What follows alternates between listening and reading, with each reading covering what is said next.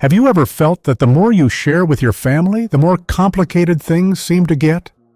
As we grow older, there's a natural desire to be open and honest with our loved ones.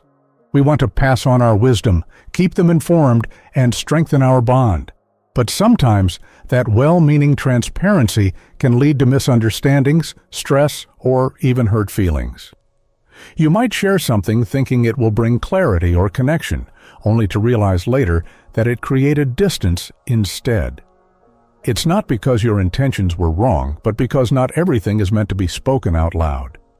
In this stage of life, peace becomes more precious than ever, and part of protecting that peace is learning when to speak, and when to simply hold things close to your heart.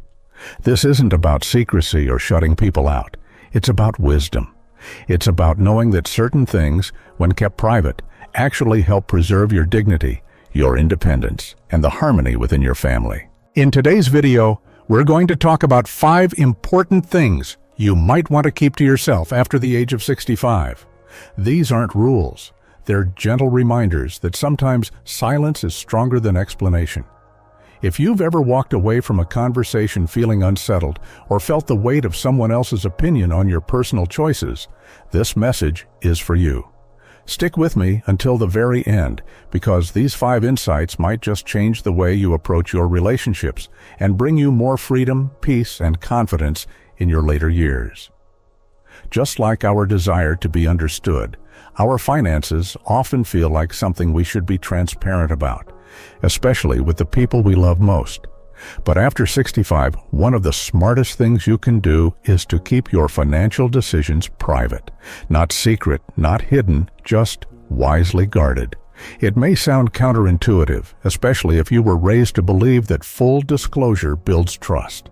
But here's the truth. Being too open about your financial choices can create more stress than security, more tension than togetherness. When you tell family members exactly how much you've saved, what you're investing in, or how you're planning your retirement spending, you unintentionally invite their opinions, sometimes even their expectations. You might think you're simply sharing, but what others hear can be very different. Let me introduce you to my friend Eleanor, 72, recently told her adult children that she planned to spend a chunk of her savings on traveling through Europe while she's still active and mobile. She was excited to finally do something for herself, but within days, her daughter started calling with concerns about the money being better used for the grandchildren's education. Her son sent her articles about saving more for medical costs, and her youngest began joking, not so subtly, about when you go, what'll be left for us. Eleanor was heartbroken. What was supposed to be a joyful plan became a source of guilt and anxiety. This kind of story isn't rare. In fact, a study from the AARP found that over 60% of older adults who shared financial details with their families ended up feeling judged, second-guessed, or pressured to change their plans. And it's not always malicious. Often it comes from a place of care, but that care can turn into control. Once people know the numbers, they can't unknow them, and from that point forward, your choices may no longer feel like yours alone. Family might start suggesting how you should spend or not spend your money. They may advise you to downsize when you're perfectly comfortable where you are, or push you to set up college funds when you're more focused on finally enjoying your retirement. And in some cases, relatives who were once distant may suddenly become overly involved, just when they learn you've got a nest egg. According to the National Council on Aging, financial exploitation is one of the fastest-growing forms of elder abuse, and it often begins not with strangers, but with family members. That's a sobering reality, but one that highlights the need for discretion. Sharing financial details also shifts the emotional dynamic. Once others see you as a source, even unintentionally, it can affect how they interact with you. You might start to wonder, are they visiting because they care, or because they're hoping for a handout? Are they asking how I'm doing, or how my accounts are doing? That doubt can damage trust on both sides. And there's another layer to this. When your family knows every detail, they may begin to question your judgment. Are you sure you want to spend that on a cruise? Isn't that car a little too expensive? Wouldn't it be smarter to leave that money to the kids? These comments might sound harmless, but they chip away at your sense of independence. They make you feel like your choices need permission, and after a lifetime of working, saving, and managing your own affairs, that's a loss no one should have to experience. This doesn't mean you should isolate yourself or keep everything locked away. It's wise to have a will, a power of attorney, and to designate someone trustworthy to understand your wishes when needed. But there's a difference between being prepared and being an open book. Your finances are personal. They're the result of years of effort, decisions, and sacrifice. You have every right to enjoy them how you see fit, without commentary, pressure, or judgment. So whether you've just made an investment, are planning a big trip, or simply bought yourself something special, you don't need to broadcast it. The people who truly love you don't need to know every dollar and decision. And the peace you protect by staying silent, that's worth more than anything in the bank. Just like financial matters, your health is another area where a little privacy can go a long way, especially when it comes to the small stuff. After 65, our bodies change. And yes, we do notice more aches, pains, and unusual symptoms than we did decades ago. It's natural to want to keep our families informed. We might think we're simply sharing updates or letting loved ones know what's going on. But constantly talking about every minor health concern can unintentionally create worry, overwhelm, or even shift how people see us. It can turn us from strong, independent elders into fragile figures in their eyes, even if we don't feel that way ourselves.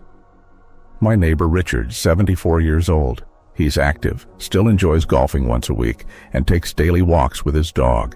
But last winter, he started experiencing some knee pain. It wasn't severe, just enough to slow him down on cold mornings. Out of habit, he mentioned it during a call with his daughter. The next thing he knew, she had set up a virtual appointment with a specialist, mailed him a knee brace, and started sending daily texts asking if he was okay. Richard admitted to me later that he wished he'd said nothing. It was just stiffness, he told me, and now they think I'm falling apart. He laughed, but I could see the frustration, and he's not alone. Studies from the University of Michigan's National Poll on Healthy Aging show that nearly 50% of older adults feel that their families overreact when they bring up non-urgent health issues. The result? They begin to feel micromanaged, second-guessed, or worse, pitied. The truth is, when you constantly bring up minor health concerns, even with the best of intentions, you risk creating a pattern, one where every twinge turns into a problem to solve for your family. And in doing so, they might start assuming you're less capable than you are. They might suggest you stop driving, skip family trips, or get extra help, none of which you actually need. It becomes harder to convince them you're fine when the story they've built in their minds is that you're declining, and once someone sees you as fragile, it's hard for them to unsee it. There's also a psychological effect on you. Talking about pain or discomfort all the time can make you feel worse than you really are. It keeps your mind focused on what's wrong instead of what's still going strong. The Mayo Clinic notes that dwelling on symptoms, especially minor or fluctuating ones, can amplify how they feel. It becomes a loop. The more you talk about it, the more real it becomes, even when it's temporary or manageable. Of course, this doesn't mean you should stay silent about serious health issues. If something truly affects your ability to live independently, causes significant concern, or requires support, your family absolutely should know. But there's a difference between "I'm feeling short of breath regularly" and "my knee feels a little stiff today." One deserves a conversation. The other might just need a warm compress and a walk around the block. It all comes down to this: your body belongs to you. You know it better than anyone. And you are more than capable of managing the daily ups and downs without turning every hiccup into a family discussion. Choosing what you share and what you handle quietly doesn't make you stubborn. It makes you wise. It protects your sense of autonomy and lets your family see you the way you still see yourself: strong, sharp, and capable. So the next time your back twinges or your sleep is a little off, take a breath. Ask yourself, do I need help with this or just time? You might find that keeping it to yourself isn't a burden at all. It's actually a gift, one that allows you to stay in control of your own well-being, free from the noise of unnecessary concern. Because sometimes silence isn't hiding, it's healing. In the same way that holding back small health complaints can preserve your independence, keeping your true thoughts to yourself during family conflicts can protect something even more delicate: your peace. Family dynamics are complicated at any age, but after 65, many of us find ourselves in a unique position. We've lived long enough to see the same arguments play out again and again. Siblings feuding over past grievances, cousins falling out over petty differences, or adult children clashing over values, parenting, or money. And often, we're asked or tempted to weigh in. But here's the hard truth. Sharing exactly what you think about who's right or wrong in a family conflict rarely makes things better. In fact, it usually makes things worse. And when you don't have children of your own, like my friend Margaret, 78, who lives alone, people often assume you're a neutral voice or a safe ear for venting. But that neutrality can quickly turn into emotional crossfire. Last year, Margaret's niece and nephew, who used to be close, got into a bitter argument over their late mother's estate. They both turned to Margaret for support, each expecting her to take their side. Wanting to help, she tried to be honest and gave what she thought was balanced advice. But instead of resolving anything, it backfired. One accused her of playing favorites, and the other stopped calling altogether. To this day, that rift has not healed, and Margaret feels like she lost them both. And she's not alone. A survey by the American Psychological Association revealed that nearly 40% of older adults who get involved in family disputes report lasting emotional fallout, regret, blame, and broken relationships. What begins as a well-intentioned comment can turn into a wedge that lasts for years. The reality is, people don't forget what you say in the heat of family tension. You might think you're offering wisdom, but others may hear judgment. A simple remark like, "I think he meant well," or "she's always been like that," can be twisted, repeated, or resented long after the argument itself has passed. And once that seed of resentment is planted, it can grow into distance that never quite heals. It's even riskier when your comment is about someone's spouse, parenting style, or life decisions. Those topics are emotionally charged, and even the softest words can sting. You may say, "I just want the best for you," but what they hear is, "You're not doing it right," and that can cut deep. Especially in families where generational gaps already make communication difficult, your voice, though full of experience, can be seen as interference. That's why practicing selective silence is one of the most powerful habits you can develop. It's not about pretending everything's okay or avoiding tough conversations. It's about knowing when your opinion will truly help and when it might just add more fuel to the fire. Instead of giving advice or picking sides, consider saying something like, "I trust you'll make the best decision for your family," or "I hope this all works out peacefully." These phrases express care without placing you in the middle. And if you do feel the urge to speak your truth, pause first. Ask yourself, will this comment build a bridge or burn one? Sometimes the strongest influence comes from being a steady, silent presence, not a vocal referee. You protect your relationships not by fixing every disagreement, but by refusing to become part of the drama. Emotionally, this is where things often reach a breaking point. You love your family. You want them to get along, but their problems aren't yours to solve, and sacrificing your peace to mediate their battles is too high a price. You've earned the right to protect your heart, your voice, and your energy. And you can do that gracefully by stepping back. Let the storm pass without you in the middle of it. Because when all is said and done, your quiet wisdom will speak louder than words ever could. If this message speaks to you, if you've ever stayed silent and realized later it was the best choice, please let us know. Leave a comment below and share your thoughts. Like and share this video with someone who needs a gentle reminder that silence can be strength. And don't forget to subscribe. We've got more stories, insights, and encouragement coming your way because your peace matters, and we're here to help you protect it. Just as staying silent during family disputes can shield your peace, choosing not to share your deepest regrets can protect something even more tender, your relationships. As we get older, it's natural to reflect on the life we've lived, the choices we made, the roads we didn't take, the words we wish we'd said or hadn't. That quiet ache of regret visits us all in one way or another. And while it may seem like a noble form of honesty to share those reflections with family, especially with children or loved ones, it's worth pausing to ask, what's the real purpose of saying it out loud? Because more often than not, voicing those regrets doesn't bring closure, it passes along an unintended burden. Consider George, now 80, who spent most of his life working long hours to provide for his family. He was a good man, disciplined, dependable, proud of the home he built and the education he gave his kids. But now in retirement, he often says he wishes he'd taken more time off, gone on more family trips, been there more. Recently, over dinner, he told his daughter, "If I could go back, I wouldn't have worked so much. I missed too much of your childhood."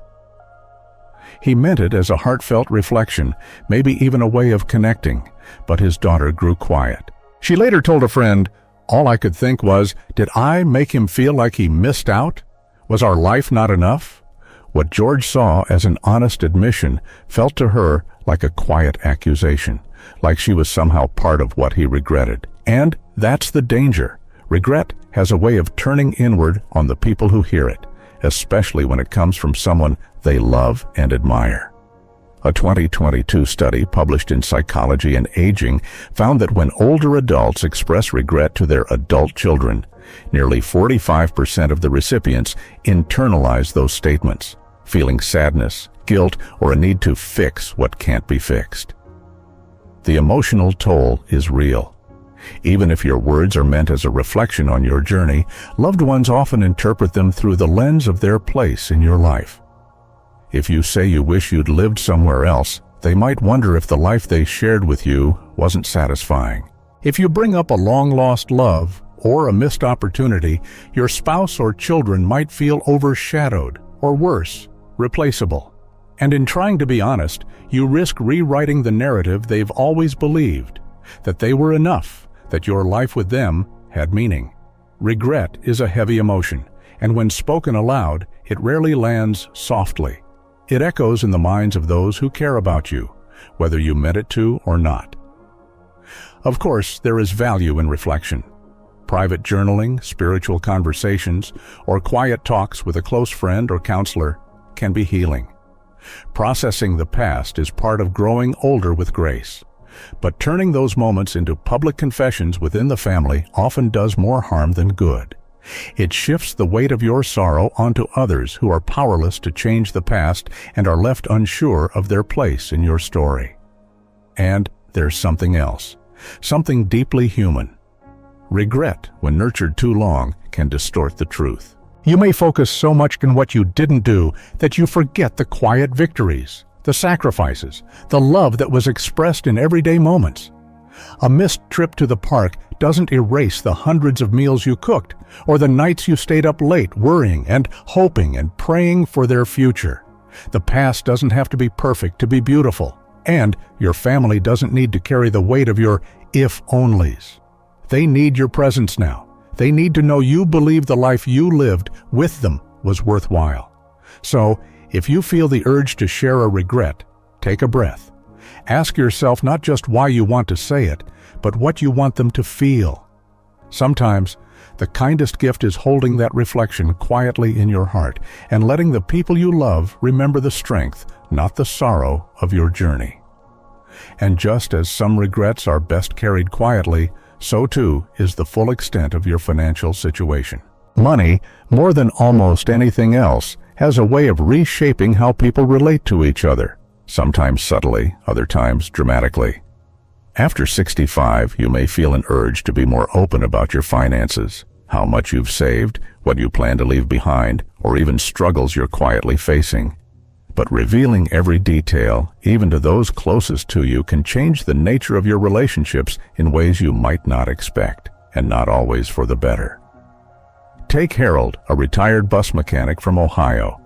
He lived simply, never spent more than he had to, and over the years quietly built a modest but comfortable savings. One Thanksgiving, feeling proud and wanting to reassure his niece, his only living relative, he shared that he had put away nearly $400,000 for his later years. At first, she congratulated him, but within months, the tone of their relationship shifted. She began hinting at financial help, asking if he might help pay for her son's tuition or contribute to a home down payment. And when Harold gently declined, their calls grew less frequent, their conversations shorter. What began as a gesture of openness turned into a rift, one Harold still grieves. Unfortunately, Harold's story isn't rare.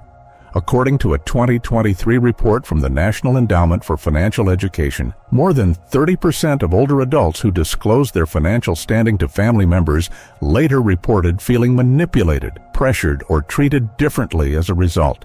It's a painful reality that even well-meaning relatives can shift their expectations the moment they know what you have. And it's not always about greed. Sometimes it's anxiety. When your family knows you're financially stable, they may assume you're always available to help.